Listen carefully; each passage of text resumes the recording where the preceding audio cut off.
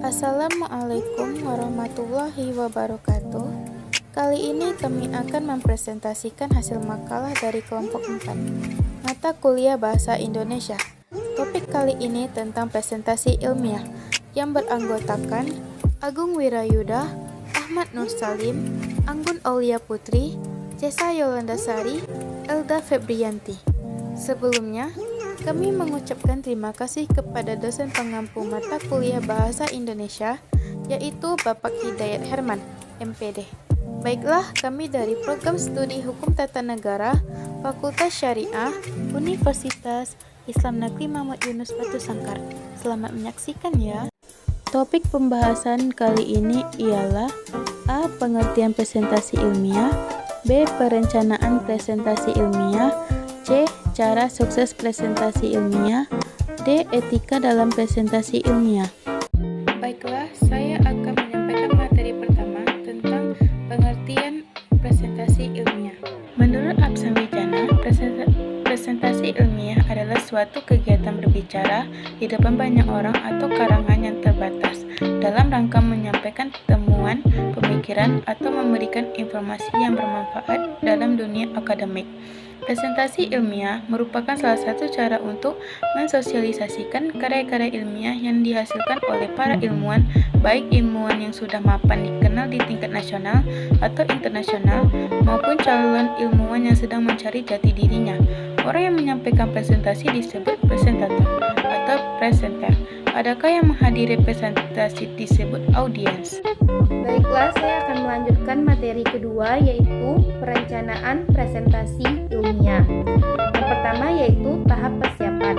Presentasi dapat disampaikan di depan audiens, hadirin atau publik dari berbagai golongan. Maka diperlukan teknik komunikasi untuk meyakinkan bahwa audiens dapat mendengarkan uraian yang kita sampaikan. Untuk itu diperlukan analisis audiens, yaitu menetapkan tujuan presentasi.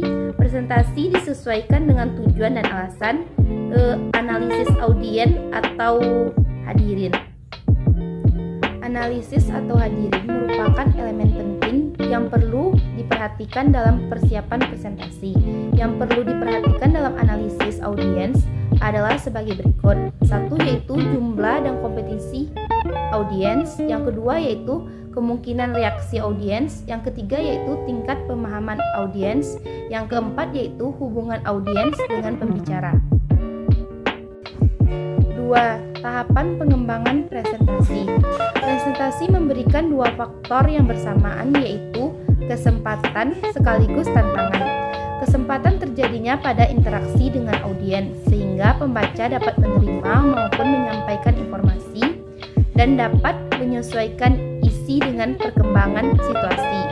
Tantangan ialah pembicara harus mempersiapkan bahan dengan cermat seperti berikut ini, yaitu yang pertama, pembukaan, yang kedua, bagian inti presentasi, yang ketiga, penutup, yang keempat, waktu tanya jawab, yang kelima, saran pendukung presentasi. Baiklah, saya akan melanjutkan presentasi tentang teknik presentasi ilmiah, yaitu pada bagian poin yang ketiga, menguasai teknik dan seni presentasi. Untuk keberhasilan presentasi perlu latihan yang cukup, terlebih bagian yang belum berpengalaman berhadapan dengan publik. Kemudian poin yang keempat, mempersiapkan presentasi. Sebelum kita mempresentasikan karya ilmiah, atau seharusnya terlebih dahulu kita mempersiapkan segala sesuatunya, yaitu persiapan untuk berbicara di depan audiens. Kemudian poin yang kelima, presenter yang baik, yaitu presentasi yang baik adalah yang memahami kemauan audiens. Maka presentasi harus berorientasi pada audiens. Kemudian berikut kriteria pembaca yang baik sebagai berikut ini. Kemudian poin yang pertama ialah mempunyai wawasan, ia mengetahui dengan kekurangan dan kelebihan pada dirinya. Kemudian yang kedua, dapat mengetahui dan mengenal audiens, serta kepedulian terhadap pihak yang telah memberi kesempatan untuk presentasi. Kemudian yang ketiga, percaya bahwa audiens sedang melakukan pekerjaan yang penting dan berlandasan untuk mengikuti presentasi. Kemudian yang keempat, senantiasa berlatih agar mampu menyesuaikan diri dengan berbagai kebutuhan informasi di pihak audiens. Baiklah, saya akan membacakan materi selanjutnya, yaitu cara sukses dalam presentasi ilmiah. Dalam melaksanakan presentasi ilmiah, seorang penyaji dituntut untuk mengikuti tata cara melakukan presentasi dengan baik. Cara melaksanakan presentasi ilmiah dibagi menjadi 3 poin, yaitu pertama, penyaji memberi informasi secara memadai. Dalam era teknologi informasi, presentasi ilmiah dengan multimedia merupakan kebutuhan karena presentasi akan lebih menarik. Penyaji dapat menghemat waktu, penyaji dapat memberikan penekanan pada butir yang dihendaki secara menarik, dapat mengopi file presentasi jika diperlukan. Yang kedua, penyajian bahan dalam waktu yang tersedia.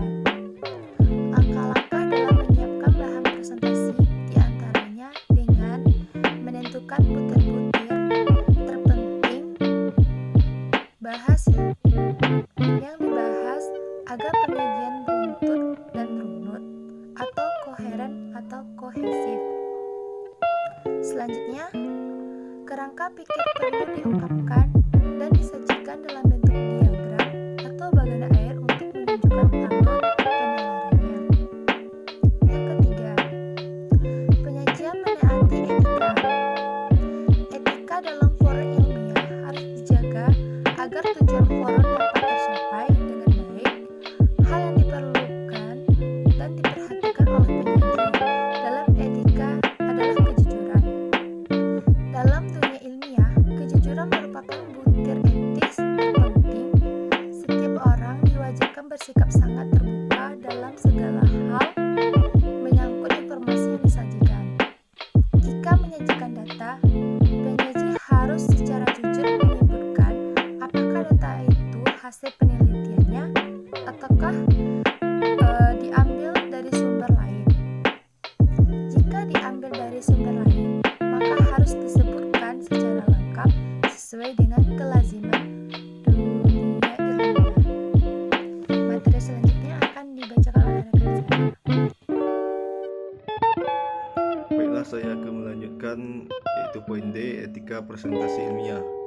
Hal-hal yang harus diperhatikan dalam presentasi ilmiah itu yang pertama ialah setiap peserta harus jujur pada diri sendiri dan mengecek sebelumnya pemahamannya benar atau belum. Yang kedua, menghargai pendapat orang lain. Yang ketiga, jika ada pertanyaan yang sudah diajukan oleh orang lain, maka tidak boleh menanyakan pertanyaan yang sama. Keempat,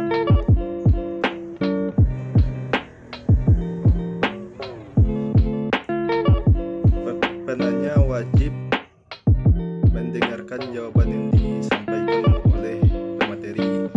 Yang kelima, moderator harus adil. Yang keenam, hasil diskusi harus ditulis oleh penulis. Yang ketujuh, teknisi wajib mengecek kembali dan memastikan bahwa alat-alat dan atau teknologi yang akan digunakan benar-benar bekerja dengan baik. Sekian dari saya, terima kasih.